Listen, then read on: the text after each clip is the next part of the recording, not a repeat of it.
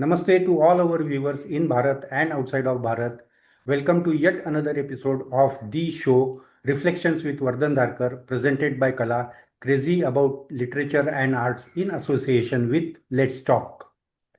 As a reminder, entries for Kala Literature Awards 2027 are now open, and we encourage all authors and poets to participate in the award process. Today, we are delighted to welcome Deepti Kolte, award-winning poet, author, emotional intelligence coach, and creator of one of India's top-ranked mental health podcast. Through her books, Light at the Edges, and Unfinished Love, she explores hope, healing, and self-discovery. Before we begin our conversation, let me also remind our viewers that we will be recording this episode and the recording will be available on Kala YouTube channel at Sanjay Chandra 5376. So let's begin our conversation, Dipti. Sure. Very excited for this one. So, Thanks. So your profile says that you are poet, author, and emotional intelligence coach, as also you are a marketing professional. I wanted to know what motivated you to become a EI coach. sure. So I think before jumping onto that, I just want to convey my gratitude to Sanjay sir and to you, Vardhan sir, for having me on the show. I feel truly grateful that I got this opportunity today to have some conversation with all of you. So thank you for having me. And now getting back to what you asked, yeah, I think my journey has been very mm, wave-like, right? It's been there have been crests and troughs and all of those things as we see, in an ocean wave. And my path has been chosen based on experiences that I have accumulated. So, marketing, that at the beginning of my career, I started out as an engineer, and then I went on to do my MBA, and hence, my marketing journey started. Marketing I chose because I'm kind of passionate about people, understanding consumer behavior, how all of that works, generally speaking. So marketing was a natural pick for me when I was deciding my next course after engineering. Uh, Now life happened. So there's a long journey between me being a marketing professional and my current role as an EI coach and a trainer, which is a very recent transition for me. So how that happened is I have been a mental health advocate for quite some time, and I how that happened was it's one of the causes that just called out to me. Sometimes there are things that speak to you, and it's not like that you decide that you want to do something about this or something about that. Uh, but it just happens. You feel a, a, a pull, a gravitative kind of pull towards something. And mental health, mental well-being as a cause was that kind for me, precisely because of the things that happen or are still happening around us in terms of how people go through different challenges as far as their mental well-being is concerned. And I really wanted to do something by putting myself into it, because everyone deserves a good life and mental health is an integral part of it, right? So I started out the journey. It's a separate thing. And all this while, I always had this thought that what more can I do? What is it that I can do which will really help people in their mental well-being? And so I've been reading and thinking about it, and emotional intelligence then uh, came up as a subject, which I strongly believe uh, is a must. A good emotional health or emotional well-being is essential for one's mental well-being, in no matter who it is, in whether it's your personal life or your professional life. And then I thought, yes, this is what I have to do. If I can help people with their emotional intelligence, then I think I'll be able to do something as far as mental health is concerned for people around me. So I went on to that journey, still being a marketing professional. So the things are there. I think emotions play a lot of part. If I want to introspect, I think emotions play a lot of part in whatever I've been doing or choosing, I feel. So that's in a nutshell, Hmm. how I have been uh, navigating different ways in my life. Okay, that's very interesting. So, how does one become EI coach? Is there any formal training that you took, or there is Oh any yeah, degree or yeah, yeah. something?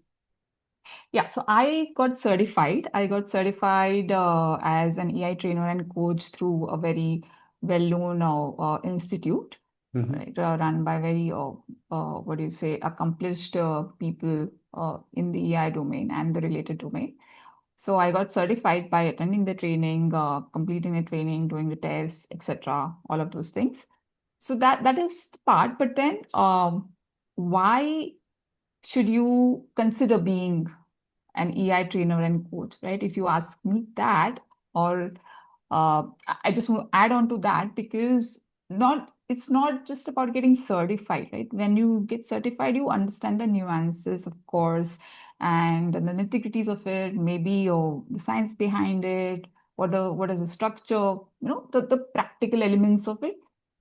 But then inherently, if you are a person who can empathize with people, who, let's say, naturally, or who can be a good listener, or who really want to help people uh, get through their challenging times. Mm. Right?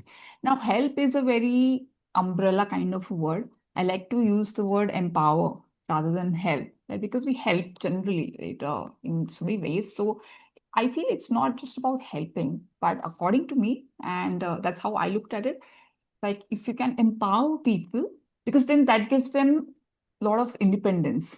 It's when you empower someone, not just help, you are preparing them for their own journey, which they can take it on their own at some point in time, right? So, and helping is maybe just a starting point. So I like to generally use the word empower. Mm. So if you feel that, then I think you can take a step ahead and go through certifications and learn about it and read about it. I started out by reading a lot and trying to understand first myself and trying to understand the answer to the question why. So no matter what you choose, actually, whatever path you choose, whatever decisions you take in life, I think there has to be a solid answer to the why. And you should know the why, first of all. You should know the why you want to do something, uh, especially if it's going to be something very different. And you should know the answer to that somewhere deep down.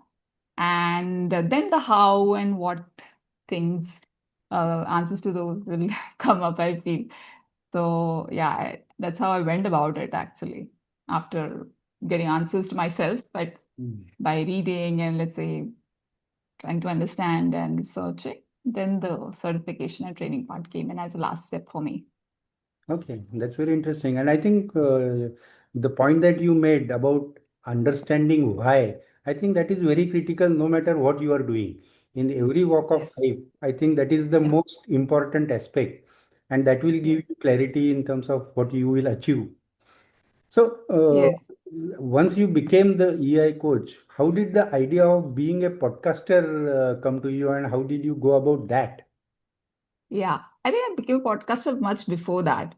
Okay. So yeah, so I started this podcast not with the intention of becoming a podcaster. So so when I started this journey of doing something about mental health awareness, right? So I had this, like, I want to do something because I'm not from that background as such in terms of psychology and all of that, right? So I was kind of starting from zero, so to say, I'll figure out and see, and the only thing that I had in mind was whatever I do, I have to see whether it's really helping people or whether it's really helping the cause, right? So hence I had been experimenting with a lot of things and doing activities, etc., etc., etc., adding to my knowledge and again getting certified as counselor, all of those things. But so in that journey, I also thought maybe I can start a podcast as well. mm, because then it will reach more people. I mean, I'll be able to reach more people or help in some way because podcast will have a different reach. So that's the idea I had, mm, and uh, and I wasn't sure how it's going to go. How what will happen if once I release my first episode. So I thought let's just try, and it's an audio podcast because um, I just wanted to keep it simple and just start off. mm, So I started out, and yeah, and I have been. So what has helped is I've been consistent mm. uh, with doing the podcast, Okay. right? Every month here for the last few years, and I think that has really helped. Apart from, Mm, thankfully, being helpful in terms of the content mm, to different people in different ways. So that's how it started. So once it started getting some traction, and I started getting that uh, feel that it is actually helping people in some way and it's making a difference. I kept on doing it. I continued with my efforts, and it's been going on. So that's how the podcast started, actually. And EI came in recently in mm, terms of the point in my journey. mm, So yeah, as you can call me a podcaster, but the intention was not to mm, be a podcaster. Intention was to do something more mm, as part of my mental health or advocate journey or mental health awareness. I'm doing something about it as this journey because I always had this what can I do by putting myself into it. Right. So mm, then I thought, yeah, this is something that I can do. So it's been great. So mm, when listeners come back to you and tell you that how it has helped them, what did they feel about it, what did they think about it, etc. Then yes, all the efforts are, I think, uh, I, the efforts are bearing fruit. I feel so that keeps me going a lot of times.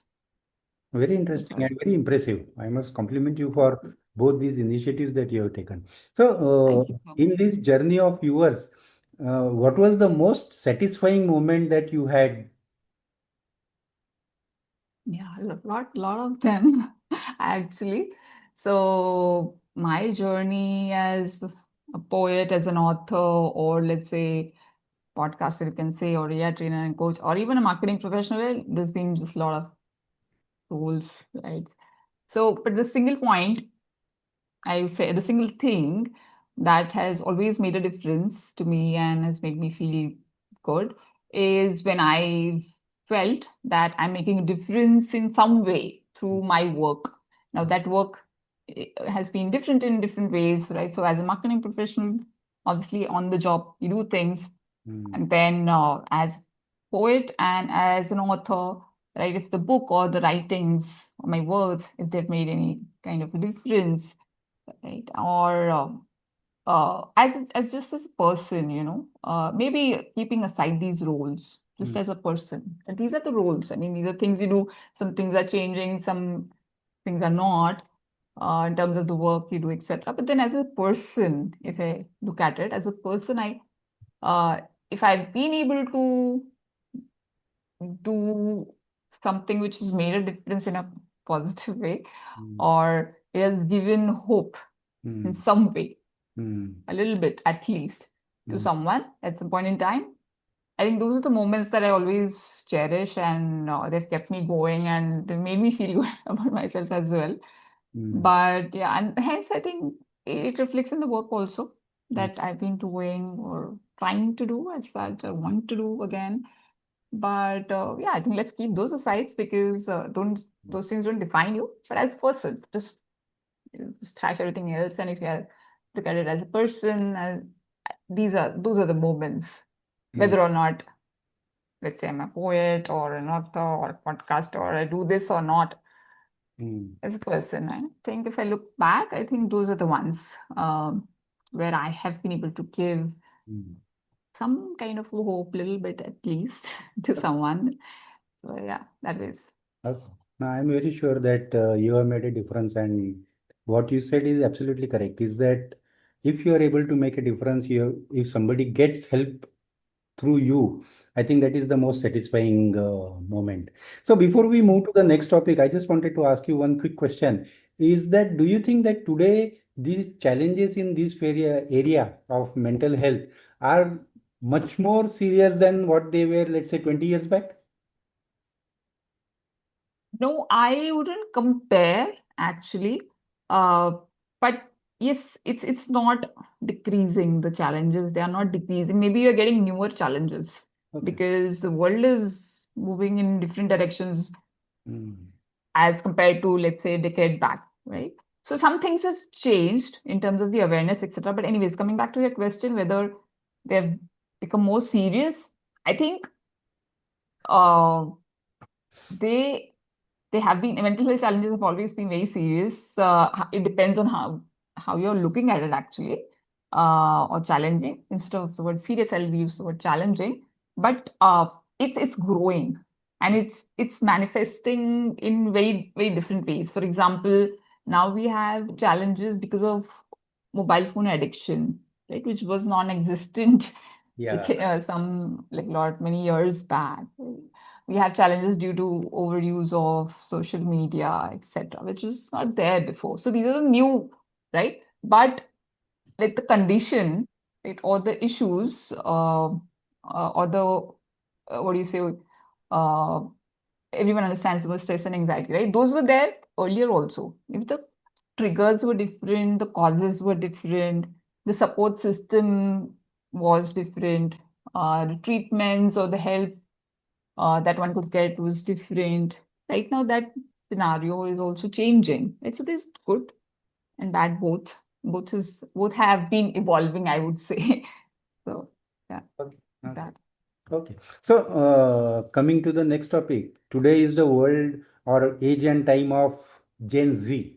Everywhere you Yeah. see Gen Z being in news. So, how do you see them in terms of being writers and being readers? Right. Okay. So yeah, again, so I think they are more aware right now because of the kind of exposure they have to so many different channels. So they're more aware and they're more expressive. In different, the ways of expression have are very different. Uh, in the sense there are more than one ways of expression for them. It's not limited. Right? So they have been adapting to different styles of writing, for example, and all of those things, right? And there are so many avenues through which also they can express. Mm, So that has been good. That has been good for them in terms of the stage that they are getting, in terms of the platform that they're getting, mm, right? And hence the writing. Now the experiences are also different, right? So writing is also shaped by one's experiences if one allows them. It depends on the person as well. Like if you're more introspective, reflective, those kind of things will reflect in your writing as well. Every writer is very different. mm, But now the experiences that they have, whether self or absorbed, right? mm, Uh, so those are very different. So hence that also reflects in the writings, right? So that is there. And since so that's impacting now when there are different platforms again, different ways of that have been made available to them in terms of exposure. There's a lot of confidence also that comes in, that maybe if they weren't writing before, they will possibly think of writing because of mm, getting so many motivation also, getting inspired by people or books, etc. Now, in terms of reading, I think I'm not very sure right now because there are two worlds in the sense, people do say that there's been increase in terms of people reading books, in the terms of the number of people reading books. Well, there is, but there's still a certain section of people who are not still reading. So um, I wouldn't say the gap is reducing, but I think we have to look at it in terms of specific geography, specific section of people. But the younger folks, if you say, they do read. My mm, only worry is people just go by the top 100 or top 50 or top 10, top 5 books to read, must read, etc. that float around. They go by that, right? mm, So in terms of what they are reading, it is still limited to, mm, let's say, bestsellers or these. books recommended by influencers, for example, mm, or all of these books which are generally known to everyone globally, right? So the books that are getting read, I mm, think that part is not changing as such. Even though we have so much at our disposal in terms of channels, information, awareness, mm, etc., etc., I mm, think that part isn't changing. mm, So I feel worried about that mm, because books need to be read. So if you are mm. reading only Yeah. a certain type of books because they are in the top 10, let's say globally or maybe in the country or region, Mm, right? Then that's a cause of worry, right? mm, So which I feel it's still there. mm, So hence we have to look at it. Like, okay, reading, but what are you reading also? Yeah, that's there. What you say is actually correct. Is that many a times, if you pick up a book by unknown author, which is not widely known, and you read it, you may get actually pleasantly surprised. Yeah, yeah. So It it does happen. one has to keep our mind open to something unexpected from unknown authors as well, and that's how Yes, they will you become bestsellers. yeah, I know.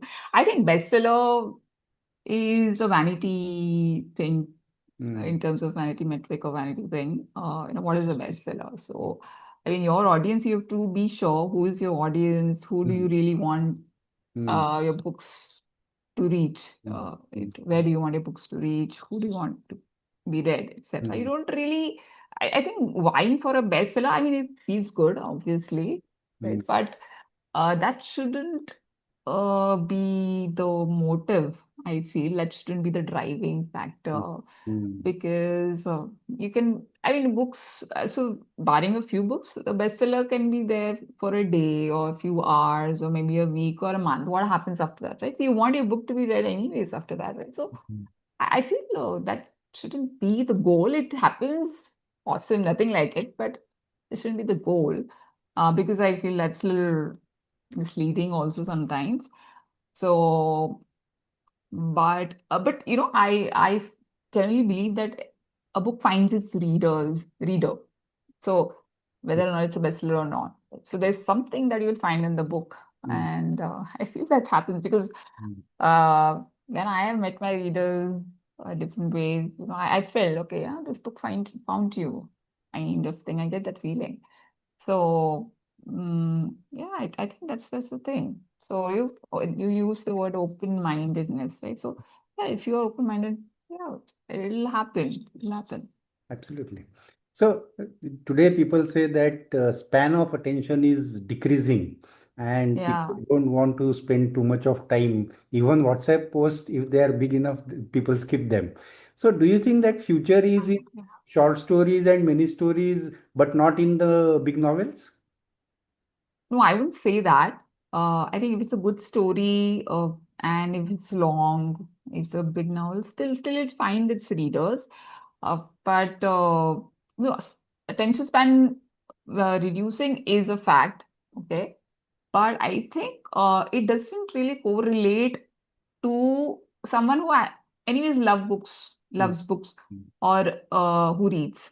okay. So, but but for someone who is just starting out and who needs a motivation to start reading, okay, they will generally ask for recommendations of a quick read or a simple read, for example, right? So, yeah, so there are short books as well, but I don't think. But once they enjoy the reading Mm, process, I think that wouldn't be a deterrent as such. mm, So, in fact, reading helps your attention span in the sense it helps you increase your attention span. So I don't think that's how we can correlate. mm, But uh, having said that, I think short. As I can speak about the poetry as such or poetic prose as such. I mean, if it's short, I think there in if in good writings, there can be a lot of depth. mm, So, anyways, writing, good or bad, is not, according to me, or should not be judged by the length of it, mm, anyways. Whatever is the topic or subject or the need or theme, I think however it is doing justice to that, you write and all. But I think writing short ones, good short one, is more difficult Yeah. because it has to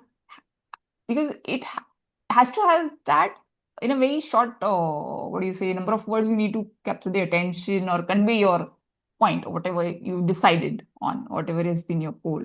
Right? So it will naturally have some kind of depth, for example, or intelligent use of language and all of those. So I think it is more difficult writing short and compact things rather than a longer one. But obviously, it depends from book to book or the theme and what is the book anyways about. So yeah. Perfect. I think what you said makes immense sense. So, coming to your journey as a poet and an author, is that let's talk about your two books of poems. Maybe if you can share with our viewers what motivated you to write them and what was your inspiration, something like that.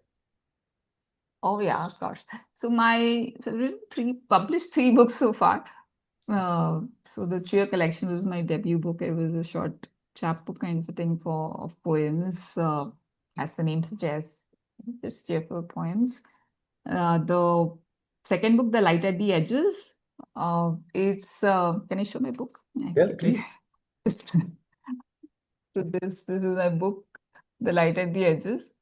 So yeah, basically, it's about poetry which explores the beauty and the, what do you say, the joy that small things and insignificant ordinary things that are there around us, they carry within themselves. It is about that, Hmm. and a little bit about self-love, because we forget ourselves so many times in the daily hustle of things. Hmm. But yes, a little bit nudge about yourself, like, you got to take care of yourself. So, and it's very reflective in terms of obviously the poems, but how the book I have created. So it's about that. And then the third book, which is recent kind of book, is called Unfinished Love. It's actually not poetry as such. It's prose poetry, because it's these are seven fictional mini stories, like very very short stories. But I've, what do you say, interspersed poetry in a lot of those stories as well. So yeah, I'll show that. It's a tiny little book called Hmm. Unfinished Love. So it's again, it's about self-discovery that happens or can happen through your journey of heartache. Right? So, or the grief or the pain that uh, one experiences. So the other side of the heartbreak, Hmm. there is there's this arc of self-discovery, I feel, that can happen.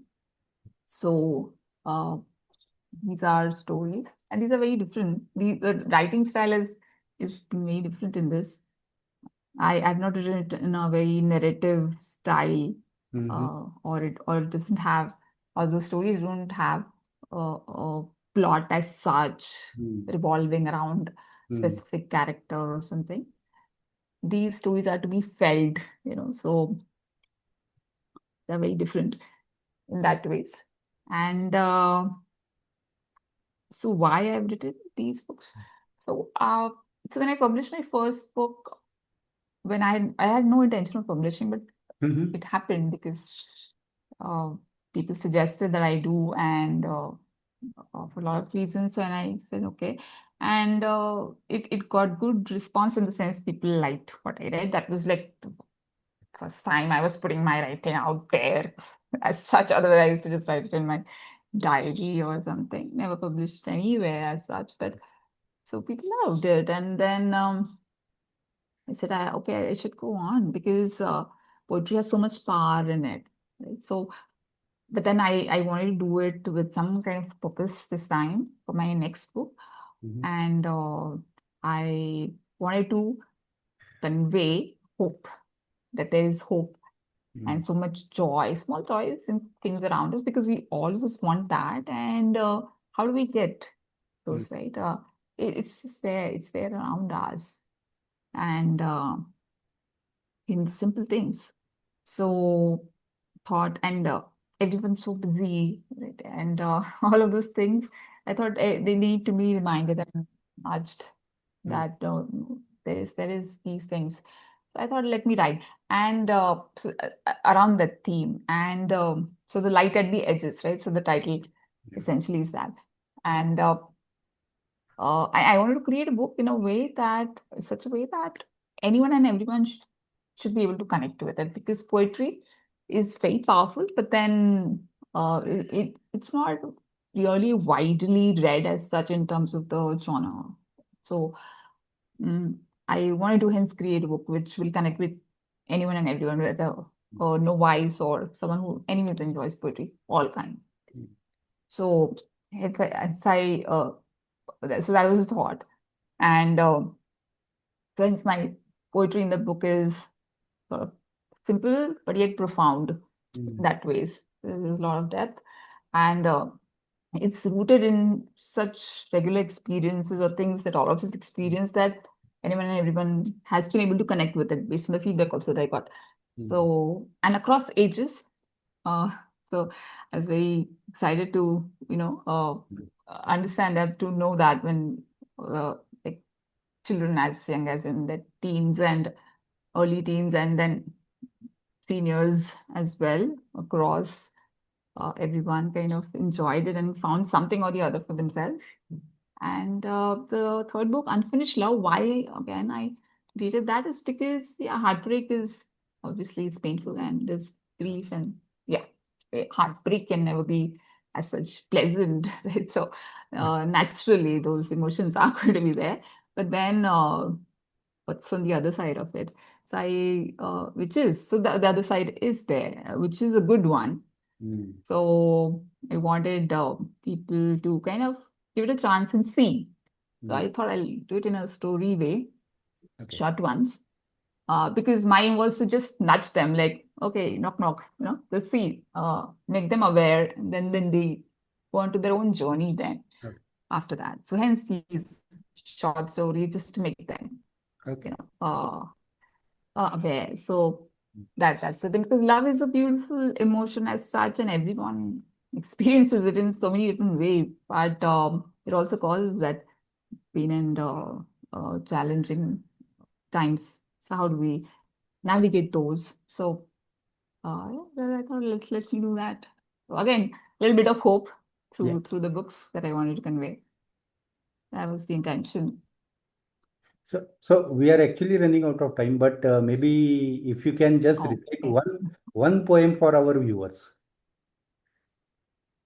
Oh yes, I can do that. I'll